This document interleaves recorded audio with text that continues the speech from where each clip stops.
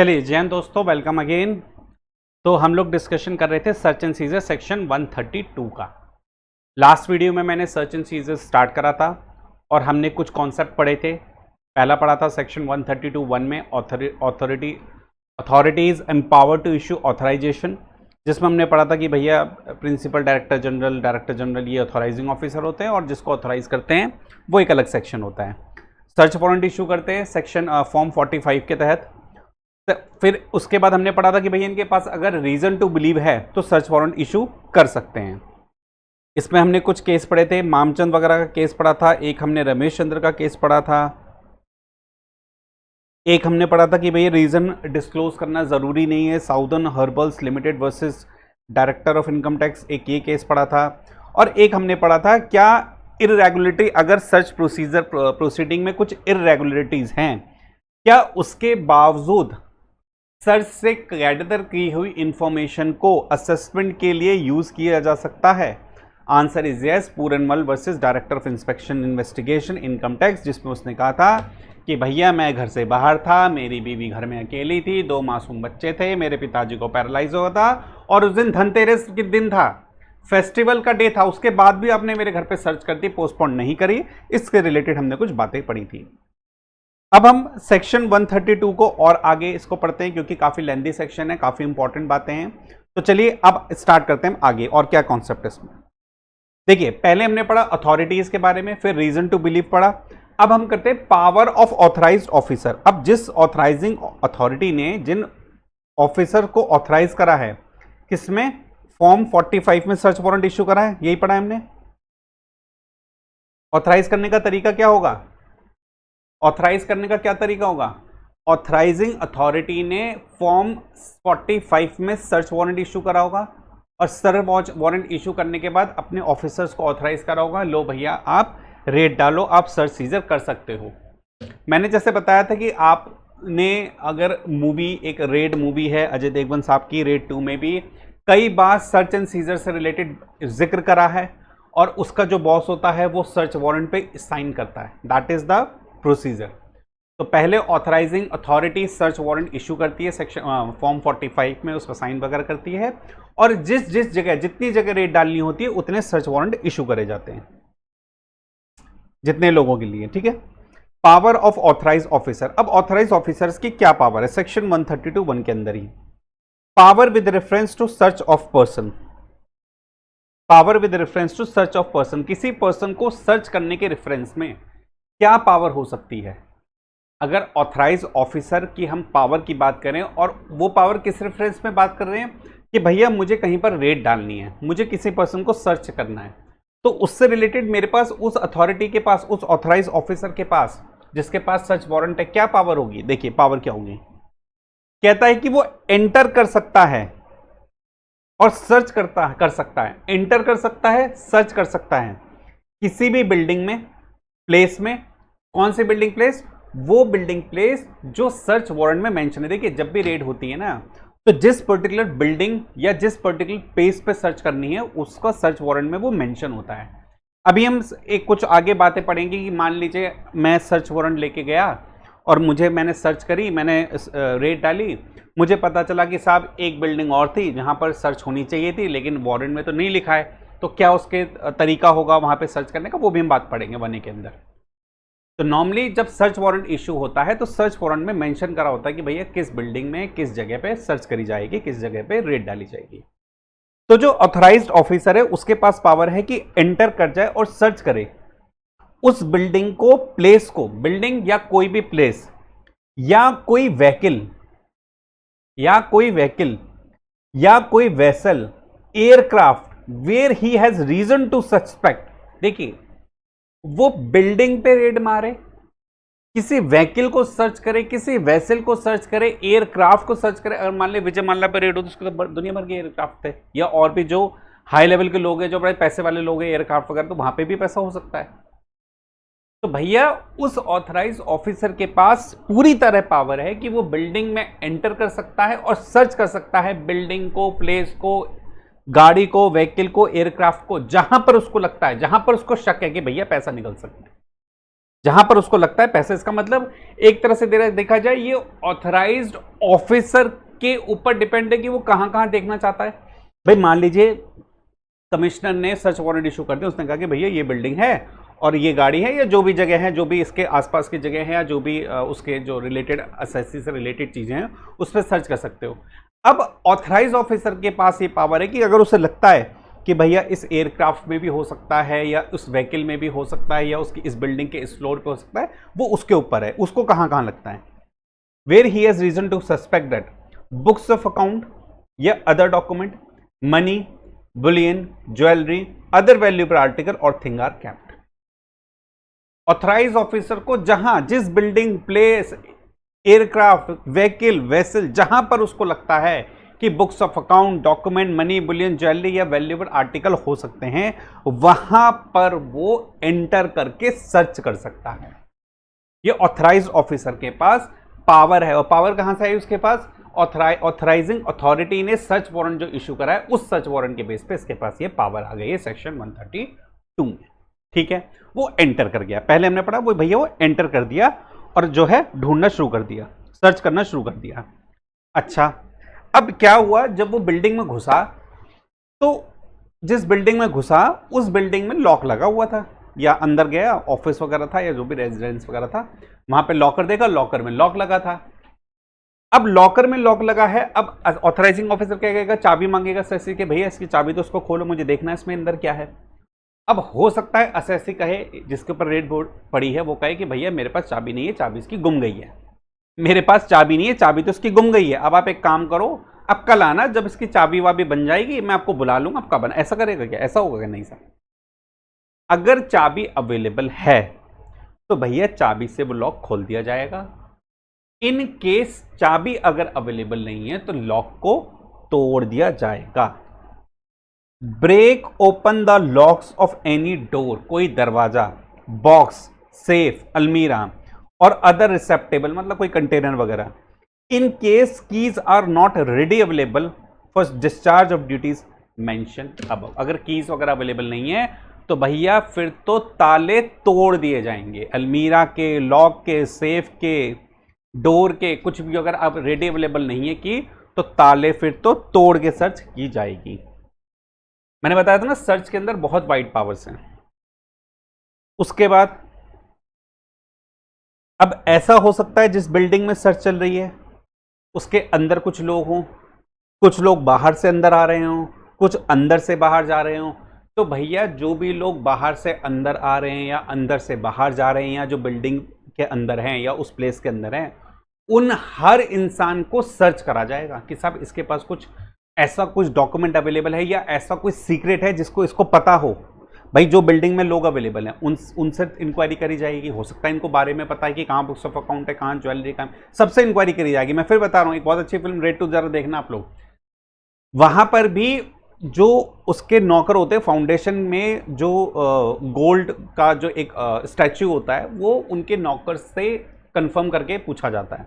इसका मतलब जो उस एरिया में लोग अवेलेबल हैं, जो उस बिल्डिंग के अंदर हैं, जो अंदर आ रहे हैं, बाहर जा रहे हैं, जो अवेलेबल हैं, अगर लगता है ऑथराइज ऑफिसर को कि साहब इनसे कोई इंफॉर्मेशन मिल सकती है कि कहाँ पर बुक्स ऑफ अकाउंट या मनी, बुलियन, ज्वेलरी या सीक्रेट अवेलेबल आर्टिकल रखे हैं, तो उनसे पूरी इंक्वायरी की जा सकती है। सर्च कर सकते हैं किसी पर्सन को who has got out of, जो बाहर निकला है, और जो अंदर आया है, या जो बिल्डिंग में है, place, vessel, vehicle, aircraft in respect of which a search has been authorised. If he has मतलब authorised officer to suspect that such person has secreted about his person, जिस पर रेड हुई about his person, any books of account or other document, money, bullion, jewelry, other valuable or things which the search is being made। अगर किसी person पे लगता है जो building में है, बिल्डिंग में अंदर आया, बिल्डिंग से बाहर गया, बिल्डिंग में अंदर अवेलेबल है, और अगर ऑथराइज ऑफिसर को लगता है कि भैया इस आदमी को पता है कि कहाँ पर चीज़ें रखी हैं, तो उससे पूरी तरह से उसको सर्च किया जा सकता है, उससे इंफॉर्मेशन निकाली जा सकती है। ठीक है, तो पावर ऑफ ऑथराइज ऑफिसर अभी और भी हम बात पढ़ेंगे इसमें। ये तो मेरे power with reference to search of person है। इसमें एक अलग सेक्शन है, एक अलग कैटेगरी है, power with reference to books of account वगैरह या मनी, बुलियन, ज्वेलरी से रिलेटेड क्या पावर है वो भी पढ़ेंगे। लेकिन अभी पहले 3 पॉइंट पढ़ो। ये power with reference to search of person, किसी बिल्डिंग प्लेस में एंटर कर सकते हैं, व्हीकल, वेसल, एयरक्राफ्ट में जहां पर उनको लगता है books of account, document, money, bullion, jewellery, valuable article मिल सकता है। अगर की रेडी अवेलेबल नहीं है तो ताले तोड़ दिए जाएंगे। और जो बिल्डिंग में लोग अवेलेबल हैं, जो बाहर आ रहे हैं, जो अंदर से बाहर जा रहे हैं, बाहर से अंदर जा रहे हैं, जो बिल्डिंग के अंदर मौजूद है, उनसे पूरी तरह से सर्च किया जा सकता है। अगर उसको ऐसा सस्पेक्ट होता है कि भैया इसे सारे सीक्रेट्स पता हैं, उसको सर्च किया जा सकता है। ठीक है, अब अगली बात, एक केस, एक कंडीशन बताइए अब मुझे, उसमें क्या होना चाहिए।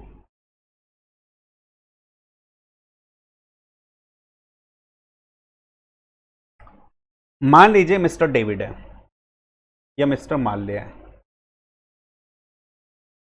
मिस्टर माल्या है,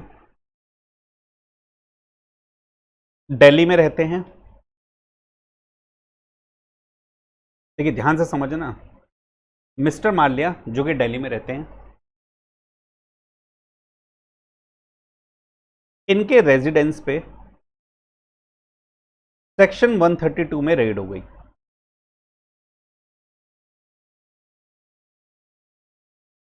मिस्टर माल्या जो हैं, जो दिल्ली में रहते हैं, इनके घर पे रेड हो गई। इनका एक ऑफिस मुंबई में भी था, इनका एक ऑफिस मुंबई में भी था, और उस सर्च वारंट में दिल्ली और मुंबई, इनके दोनों ही दिल्ली और मुंबई के जो भी ऑफिस या रेजिडेंस है, इस पर रेड मारने का मेंशन था। और ये अथॉराइज ऑफिसर के पास पूरा राइट था कि भैया उनके दिल्ली और मुंबई के ऑफिस या रेजिडेंस पे रेड मार सकते हैं। तो एक टीम दिल्ली पे पहुंची, एक टीम ने मुंबई में रेड मारी, एक टीम ने दिल्ली में रेड मारी और एक टीम ने मुंबई में रेड मारी। ठीक बात है, सेक्शन 132 पावर देता है, रेड हो सकती है। सर्च वारंट में लिखा था भैया दिल्ली और मुंबई में जो भी इनके रेजिडेंस है या फिर जो भी इनके ऑफिस है वहां पे रेड डालनी है। तो एक टीम ने दिल्ली में रेड डाली और एक टीम ने मुंबई में रेड डाली। ठीक बात है। जब मुंबई में रेड हो रही थी तो टीम को पता चला कि मिस्टर माल्या के कुछ डॉक्यूमेंट्स और कुछ पैसा या कुछ गोल्ड ज्वेलरी, इनका एक पुणे में सीक्रेट ऑफिस उन्होंने बना रखा है, एक पुणे में भी इन्होंने रेजिडेंस ले रखा है किसी और के नाम पर, किसी अपने नौकर वॉकर के नाम पे एक फ्लैट ले रखा है, और वहां पर भी लगभग 100 करोड़ के आसपास की इन्होंने जो है असेट छुपा रखी है, ब्लैक मनी छुपा रखी है, gold jewellery, money, Boolean, document वगैरह छुपा रखी है। ये ऐसे इनको इन्फॉर्मेशन मिली। ठीक बात है, बिल्कुल केस क्लियर है कि मिस्टर माल्या जो कि दिल्ली के रहते थे, इनका ऑफिस मुंबई में भी था। दिल्ली के कमिश्नर ने वारंट इशू करा मिस्टर माल्या के खिलाफ कि भैया इनके दिल्ली और मुंबई के ऑफिस या रेजिडेंस में रेड डालिए, बहुत पैसा है, बहुत ब्लैक मनी इकट्ठा करके टैक्स इवेजन करा इन्होंने। एक टीम ने दिल्ली में रेड मारी, एक टीम ने मुंबई में रेड डाली। मुंबई में वाली टीम ने पता करा कि भैया इनका कुछ करीब 100 करोड़ के आसपास इनका ब्लैक मनी, अनडिस्क्लोज इनकम, या इन्होंने जो टैक्स वगैरह की चोरी करी है, वो 100 करोड़ के आसपास का पैसा इनका पुणे के एक घर में छुपा है, जो इन्होंने किसी अपने सर्वेंट के नाम पे वो घर ले रखा है। अब प्रॉब्लम यह है कि जब मुंबई वाली रेड वाली team, income tax team, Pune अगर जाए तो पुणे में रेड डालने के लिए इन्हें सर्च वारंट दिखाना पड़ेगा। सर्च वारंट तो भाई दिखाना ही पड़ेगा, और सर्च वारंट में सिर्फ 2 जगह मेंशन है, दिल्ली और मुंबई। केस क्लियर है? देखो बिल्कुल मैंने फैक्ट एकदम सिंपल एग्जांपल ले रहा हूं। जब मुंबई वाली टीम जब पुणे गई रेड डालने, वहां पर सर्च वारंट मांगा गया, उन्होंने सर्च वारंट दिखाया, तो भैया सर्च वारंट में दिल्ली और मुंबई का जगह का नाम था कि भैया दिल्ली और मुंबई के ऑफिस या रेजिडेंस में रेड डाल दीजिए। अब प्रॉब्लम यह है कि बात तो सही है भैया, सर्च वारंट जो इशू करा गया है उसमें पुणे का कहीं जिक्र नहीं है, और जब तक पुणे का जिक्र नहीं है पुणे में रेड नहीं डाली जा सकती। अब टीम एक काम करती है, उन्हें पता है कि भैया हम पुणे में जाएंगे, सर्च वारंट में दिल्ली मुंबई है, पुणे का नाम नहीं, हमें को अंदर घुसने नहीं देगा। एक काम करते हैं, हम वापस दिल्ली जाते हैं और सर्च वारंट ले आते हैं पुणे के लिए। हम वापस दिल्ली जाते हैं और सर्च वारंट ले आते हैं पुणे के लिए। वापस दिल्ली जाते हैं और सर्च वारंट ले आते हैं। कहां के लिए? पुणे के लिए। लेकिन क्या ऐसा हो सकता है जब तक पुणे के लिए सर्च वारंट आएगा यहां से ये पैसा कहीं गायब हो जाए? ऐसा हो सकता है, बिल्कुल हो सकता है, क्योंकि दिल्ली और मुंबई में रेड पड़ चुकी है। माल्या साहब वैसे अलर्ट हो गए हैं, उनका जहां जहां पर जो जो पैसा होगा उसको वहां से वैसे ही साफ करवा देंगे वो।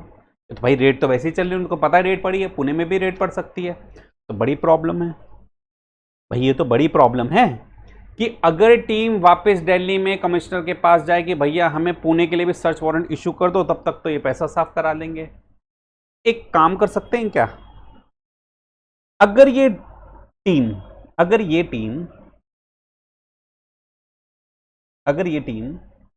दिल्ली की रेड टीम पुणे में रेड डाले, लेकिन पुणे में रेड डालने से पहले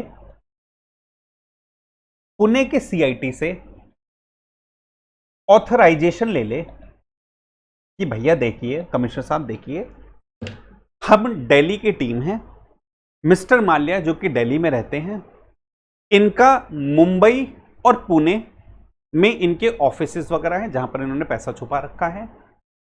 जो दिल्ली के कमिश्नर ने सर्च वारंट इशू करा था, उनको हमें जो इंफॉर्मेशन थी वो दिल्ली और मुंबई की थी, उन्होंने सर्च वारंट इशू कर दिया था, हमने दिल्ली और मुंबई में रेड डाल दी। लेकिन हम जब मुंबई में रेड डाले, हमें पता चला इनका तो कुछ पुणे के एक फ्लैट में भी पैसा छुपा हुआ है। अब अगर हम वापस जाएंगे तो ये पैसा गायब कर देगा। क्या आप हमें ऑथराइज कर सकते हो हम इनके पुणे वाले फ्लैट में रेड डाल दें? क्या आप हमें ऑथराइज कर सकते हो? क्या लॉ इसकी पावर देता है? क्या लॉ इसकी पावर देता है? कायदे से बताइए, देनी चाहिए नहीं देनी चाहिए? भाई रेवेन्यू को ध्यान में रखते हुए क्या लॉ ये पावर देनी चाहिए? बिल्कुल देनी चाहिए। क्यों? क्योंकि अगर ये पावर नहीं देगा तो दिल्ली की टीम को, जो कि मुंबई में थी, वो वापस दिल्ली जाएगी, सर्च वारंट लेके आएगी पुणे के लिए, उतनी देर में पुणे का माल साफ। इससे अच्छा क्या करते हैं, सीधा पुणे पहुंचिए, पुणे के सीआईटी से फटाफट ऑथराइजेशन ले लिए और पुणे में भी रेड डाल दीजिए। क्या ऐसा लॉ है? बिल्कुल ऐसा लॉ है। फर्स्ट प्रोवाइजो जरा पढ़िए आप लोग। First proviso to section 132(1). Power exercisable outside jurisdiction if delay would be prejudicial to the interest of the revenue. Principal CIT chief commissioner या चीफ कमिश्नर या प्रिंसिपल कमिश्नर या commissioner has the power to authorize the search of any building, place, vessel, vehicle, aircraft within his territorial jurisdiction. Delhi वाला. And also in case where he has no jurisdiction over the person concerned. Pune वाला commissioner. अब पुणे वाला जो commissioner है उसका माल्या पे कोई जुडिक्शन नहीं है, क्योंकि माल्या दिल्ली में रहता है और दिल्ली का जुडिक्शन, माल्या पे जुडिक्शन दिल्ली वाले कमिश्नर का है within his. And also देखिए, फिर से पढ़ लेता हूं, principal chief commissioner, chief commissioner, principal commissioner, commissioner has the power to authorise the search of any building, place, vessel, vehicle, aircraft etcetera within his territorial jurisdiction, Delhi wala, and also in case where he has no jurisdiction over the person concerned, Pune wala commissioner, if he has reason to believe that any delay in obtaining authorization from the principal chief commissioner, principal commissioner, commissioner कौन से? दिल्ली वाले से authorise लेने जाएंगे, having jurisdiction over the person, Delhi वाले के मामले के ऊपर जुडिक्शन था, would be prejudicial to the interest of the revenue, such authorization is given in form 45A। इसका मतलब ये हुआ कि यहां पे जो पुणे वाला कमिश्नर ऑथराइजेशन देगा वो ऑथराइजेशन देगा फॉर्म 45A में। दिल्ली वाली इनकम टैक्स रेट टीम को फॉर्म 45 में एक ऑथराइजेशन देगा कि भैया पुणे में जो बिल्डिंग है वो मेरे जुडिक्शन में आ रही है। कायदे से तो दिल्ली वाले को, अगर देखो दिल्ली वाले कमिश्नर को पता होता कि माल्या की पुणे में भी कोई बिल्डिंग है, तो पर्सन माल्या तो दिल्ली के जुडिक्शन में आ रहा है ना, दिल्ली कमिश्नर के जुडिक्शन में है, तो उसकी जहां जहां पर बिल्डिंग है सबका वारंट इशू हो सकता था। लेकिन अब दिल्ली वाले कमिश्नर को तो पता ही नहीं था कि भैया इसके पुणे में भी मामला में बैठा हुआ है। तो हम क्या एक काम कर सकते हैं, पुणे वाले कमिश्नर के पास गए, उससे कहा देखिए मालिक, आपका माल्य पे कोई जुरिडिक्शन तो नहीं है, लेकिन क्योंकि बिल्डिंग आपके जुरिडिक्शन में है, क्या आप हमें ऑथराइज कर सकते हो यहां पर रेट डालने के लिए? क्योंकि हम मुंबई में आए थे, हमारे पास ये इंफॉर्मेशन थी, अब पता चला पुणे में भी है, तो पुणे का कमिश्नर बिल्कुल ऑथराइज कर सकता है इन फॉर्म 45A में दिल्ली की टीम को कि आप पुणे वाले इसके घर पे भी या फ्लैट पे भी रेट डाल दीजिए। तो this is first proviso to section 132(1). Clear? ये था फर्स्ट प्रोवाइजो टू सेक्शन 131। चलिए, क्या पढ़ा हमने? दोबारा से एक बार छोटा सा पार्ट पढ़ा है, लेकिन फिर से देख लेते हैं कि ऑथराइज ऑफिसर की क्या पावर है कि भैया वो power with reference to search of person, building में घुस जाएगा, ताले वाले तोड़ देगा, पर्सन को सर्च कर लेगा जिसके पास इंफॉर्मेशन हो सकती है। और एक हमने फर्स्ट प्रोवाइजो पढ़ा कि भैया अगर आप किसी और जुडिक्शन में से भी मतलब दूसरे कमिश्नर, जिस कमिश्नर के जुडिक्शन में, वहां से भी ऑथराइजेशन ले सकते हो फॉर्म 45A में। अब ये पावर थी in reference to search of person, ठीक है। अब मैं ऑथराइज ऑफिसर की पावर के बारे में बात करेंगे in reference to books of account, other document, money, bullion, jewellery, valuable article, thing. इसके रेफरेंस में क्या पावर है उसके पास, देखिए।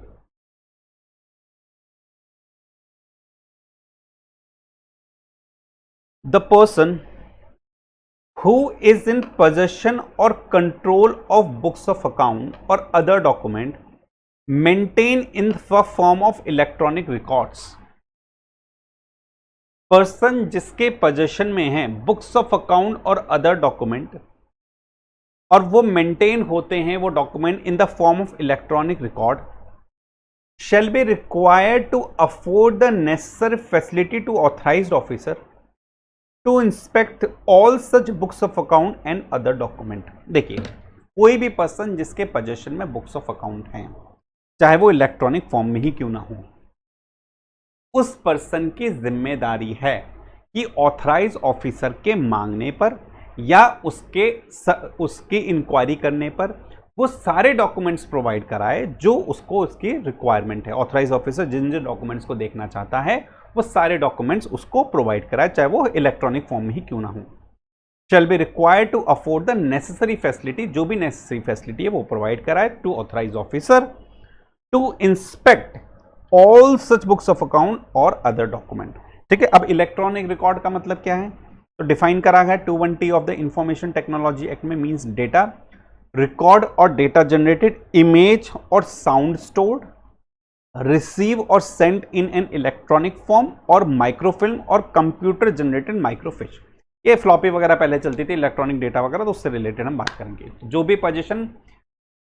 भी पर्सन बुक्स ऑफ अकाउंट और अदर डॉक्यूमेंट जिसके पोजेशन में है जिस पर्सन के लिए और इलेक्ट्रॉनिक फॉर्म में है, वो फैसिलिटी प्रोवाइड कराए किसको, ऑथराइज ऑफिसर को, वो सारे, ताकि वो ऑथराइज ऑफिसर इंस्पेक्ट कर सके सब बुक्स ऑफ अकाउंट और अदर डॉक्यूमेंट्स का। ठीक बात है, ये पहली पावर हो गई बुक्स ऑफ अकाउंट से रिलेटेड। अब दूसरी पावर क्या है, दूसरी पावर है कि वो ऑथराइज ऑफिसर क्या कर सकता है, सीज कर सकता है इसको, बुक्स ऑफ अकाउंट को, अदर डॉक्यूमेंट को, मनी को, बुलियन को, ज्वेलरी को, वैल्यूएबल आर्टिकल को, एक्सेट्रा। सर्च एंड सीजर ही तो पढ़ रहे हैं भाई। देखिए, रेड डलती, रेड में होता क्या है, सीज ही तो किया जाता है। सर्च एंड सीजर, पहले सर्च होती है, जो सर्च करने के बाद जो मिल जाता है उसको हम सीज कर लेते हैं, उसको ऑथराइज ऑफिसर सीज कर लेता है, यही तो है सर्च एंड सीजर। तो ऐसे books of account, document, money, bullion, jewellery, other valuable article etcetera जो भी फाउंड होता है एज अ रिजल्ट, वो सीज कर लिया जाता है। लेकिन एक इंपॉर्टेंट चीज ध्यान रखना, कभी भी स्टॉक इन ट्रेड सीज नहीं किया जा सकता, but stock in trade of the business shall not be seized. मतलब स्टॉक इन ट्रेड कभी भी सीज नहीं किया जा सकता। अब एक क्वेश्चन है मेरा, मैं कह रहा हूं books of account, document, money, bullion, jewellery, other valuable article seize किए जा सकते हैं, लेकिन स्टॉक इन ट्रेड सीज नहीं हो सकता। चलिए, मान लीजिए पीपी ज्वेलर्स के यहाँ रेड पड़ी, पीपी ज्वेलर्स के रेड पड़ी, इन्होंने books of account, income tax authorise officer ने बुक्स ऑफ अकाउंट सीज कर लिए, बुक्स ऑफ अकाउंट सीज कर लिए, उसके यहाँ जो ज्वेलरी थी वो सीज कर ली, जो पैसा था वो सीज कर लिया। ऐसा हो जाएगा। पीपी ज्वेलर्स के लिए जो ज्वेलरी है, एक तो ज्वेलरी वो होगी जो उसने शोरूम में सेल के लिए रखी होगी, दैट इज द स्टॉक, और एक ज्वेलरी वो हो सकती है जो उसके, देखिए अगर पीपी ज्वेलर्स के घर में भी रेड पड़ी है तो उसके पर्सनल यूज वाली ज्वेलरी होगी, ठीक है, जो उसके वाइफ, उसके बच्चे या खुद वो जो कैरी करते हो, जो वियर करते हो। तो मैं कह रहा हूं कि अगर आप की सर्च के दौरान books of account, money, bullion, jewellery सब सीज किया जा सकता है, लेकिन स्टॉक इन ट्रेड कभी भी सीज नहीं किया जा सकता। अगर किसी ज्वेलर्स के यहां कोई रेड पड़ी है तो ज्वेलरी उसकी जो स्टॉक इन ट्रेड है, जो ज्वेलरी उसकी स्टॉक इन ट्रेड है, वो सीज नहीं हो सकती। इसके अलावा अगर कोई ज्वेलरी है वो सीज हो जाएगी, ठीक है। उसमें भी एक लिमिट है कि साहब 500 ग्राम है, जो भी लिमिट हो उसके वेट करते हैं, अगर उससे ज़्यादा होता है तो सीज कर लेते हैं, तब उसको छोड़ देते हैं, ठीक है। तो हमेशा ध्यान रखना कि बुक्स ऑफ अकाउंट, डॉक्यूमेंट, बनी बुलियन, ज्वेलरी वगैरह जो भी है, अगर स्टॉक इन ट्रेड है तो उसको सीज नहीं किया जा सकता। चलिए ठीक बात है। अच्छा, अब मेरा दूसरा क्वेश्चन एक ये है, चलिए पहले इतना देख लेते हैं हमने जो पढ़ा है।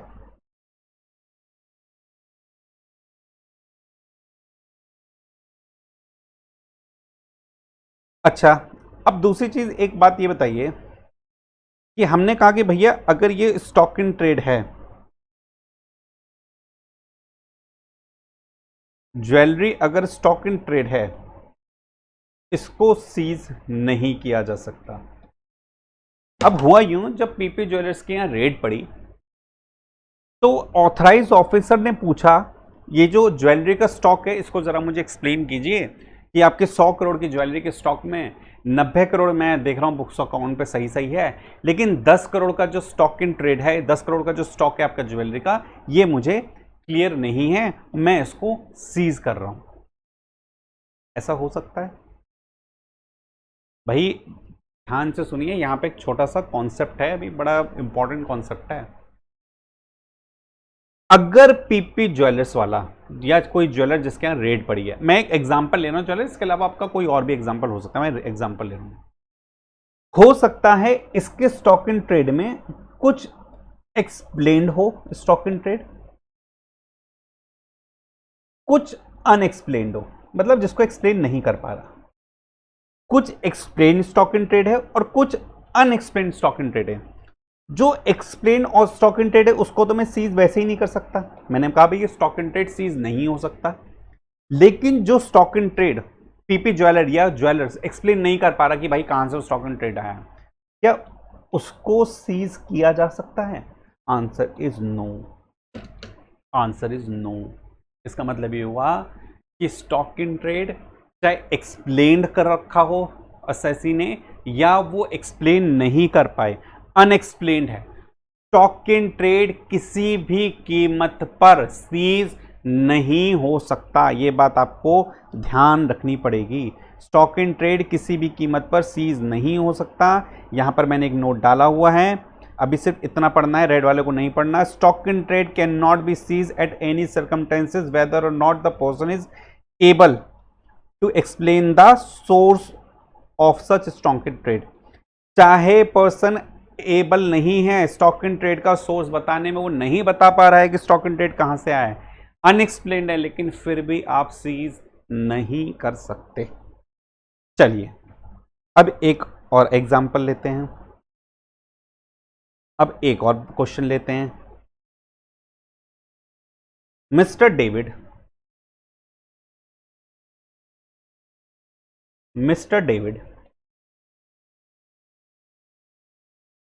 फॉरेन एक्सचेंज, या सॉरी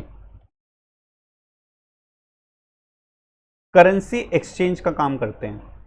आपने देखा होगा ना करेंसी एक्सचेंज करते हैं कि आपको यूएस डॉलर चाहिए तो भैया आप आईएनआर दो, यूएस डॉलर ले लो, या कोई भी आपको करेंसी चाहिए आप उनसे एक्सचेंज करा सकते हैं। मिस्टर डेविड जो है करेंसी एक्सचेंज करते हैं। अब ध्यान से समझना जरा। अब मिस्टर डेविड जो करेंसी एक्सचेंज करते हैं, जाहिर सी बात है इनके पास यूएसडी होगी, इनके पास पाउंड होगा, इनके पास जो भी दुबई वगैरह की जो भी करेंसीज है, इनके पास काफी तरह की अलग अलग टाइप की करेंसीज होंगी, ठीक है। अच्छा, ये सारी इनके पास फिजिकल फॉर्म में पड़ी होंगी। हाँ भाई, फिजिकल फॉर्म में पड़ी होंगी।